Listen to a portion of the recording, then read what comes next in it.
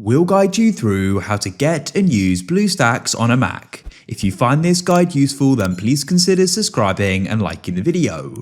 Recently, they've made a big update for Mac users, so let's go and get into this. And a big thank you to BlueStacks sponsoring the video. Go to the link in the description or the pinned comment and you'll be brought here. And what you need to do is go and click on download BlueStacks like so.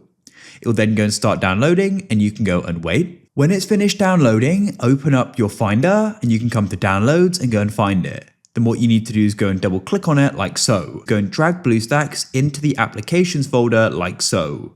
It'll go and copy and it's now finished. Now what you can do is come back to your Finder and click on applications to the left and you can go and find it, BlueStacks. Go and double tap on it to go and open it up. You need to confirm you're sure to open it. I'll click on open there and here we are. It's now starting to go and run. Here we are, we're brought straight to the store. Let's say I want to go and get this game here. I can tap on install from Google Play and here we are. I can then go and click on install. We can then click on play or you can click on the home button at the top or in the bottom right and we brought back to the home page. And here we are. This is essentially an Android device.